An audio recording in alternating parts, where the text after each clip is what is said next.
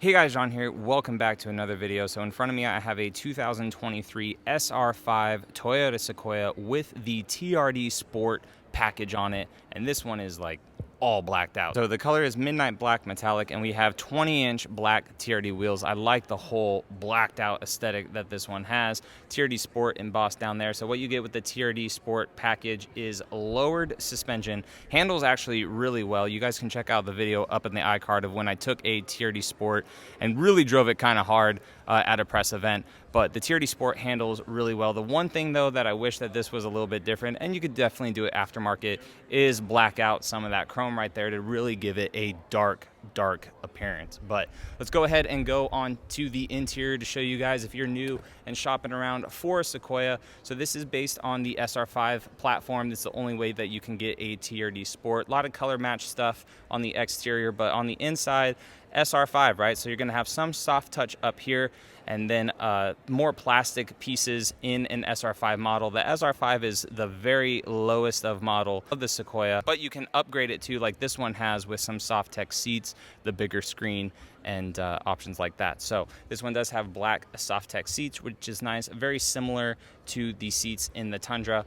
And then coming on into the inside of it, every Sequoia is standard with a moonroof right here, which is nice. And this one has an upgraded 14-inch screen. Every single Sequoia is a hybrid max powertrain. So with that hybrid max powertrain, you get this large 12.3-inch digital cluster right here.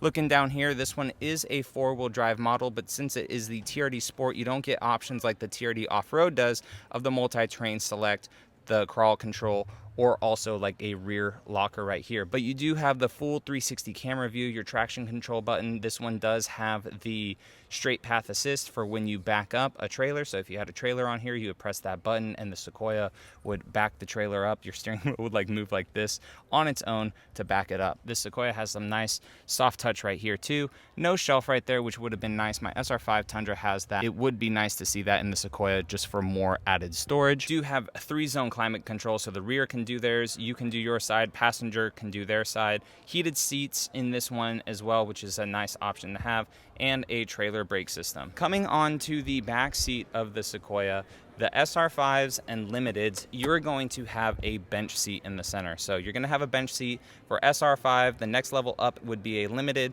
and you would always have a bench seat back here. The seats do recline, which is nice. So if you're sitting in the Sequoia, you can pull this as you're sitting in it, and this seat will go backwards. So if you're sitting in the Sequoia, you could see right here that you can also recline your seat back, which is nice. This lever also, if you wanna get in the back of it, goes forward, seat folds all the way up, which is cool, and then you kind of have like a step here. So you have one step with these running boards, another step right here to get into the back seat.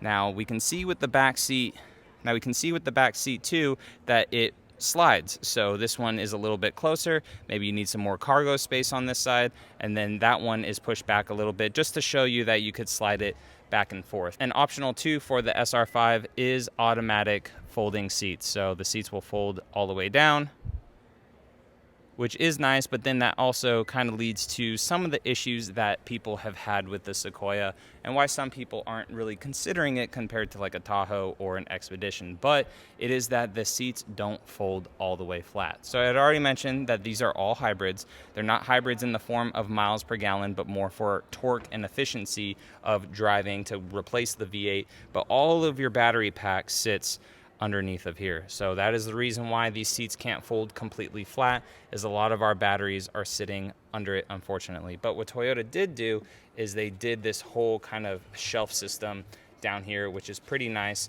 Move this out of the way. That's actually kind of cool. I've never seen that before.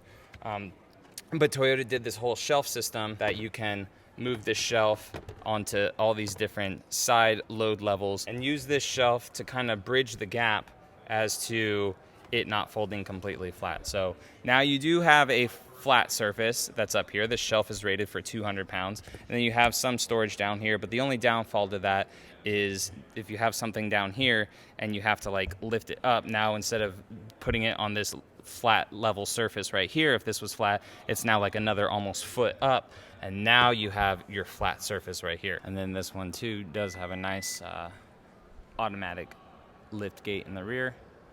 blacked out lettering, which is part of the TRD Sport.